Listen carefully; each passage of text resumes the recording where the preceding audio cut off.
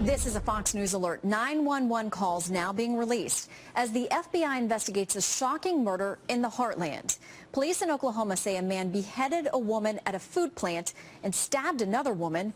Co-workers tell police the suspect, 30-year-old Alton Nolan, had been trying to convert them to Islam. Trace Gallagher is live with this shocking story. Trace. And right now, Shannon, it's very unclear if the suspect's beliefs in Islam played a role in this, but it appears that the victims were not targeted. They just happened to be the first ones to encounter this man, the suspect, 30-year-old Alton Nolan. They say that Nolan had just been fired from his job, that he actually took a car, drove around to the front of the business, ran into another vehicle, then walked into the front office with a produce knife and began stabbing a 54-year-old woman. He then beheaded her. He then started to stab another woman. That's when the CFO of the food company, Mark Vaughn, who is also a reserve deputy sheriff, shot the suspect multiple times. Listen now to the 911 call because you can hear the suspect in the background. Play this.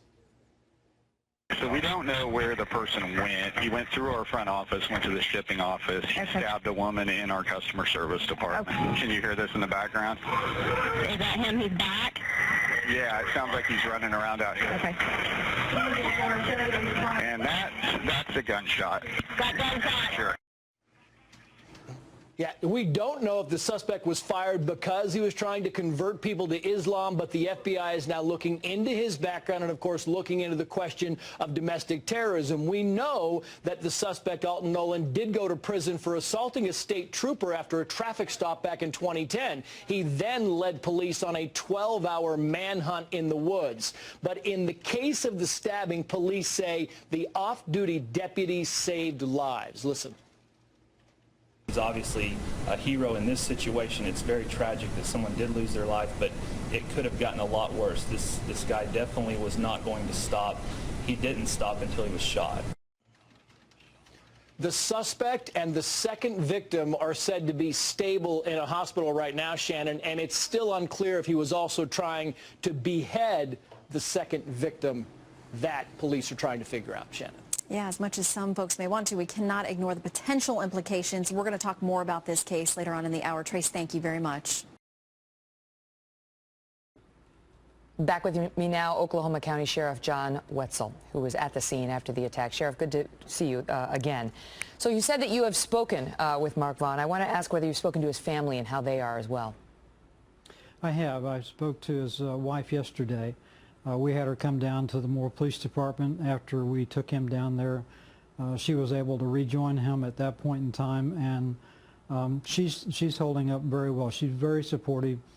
She understands not only his role as a businessman, but also his role as a citizen volunteer as a reserve deputy. Can you tell us where the shooter was shot, where in his body? I really can't. You know, one of the things that we purposely didn't do was ask Mark specific questions about the incident. Our role really was to be supportive of him rather than the crime itself. And I mean, I know that you went to the crime scene.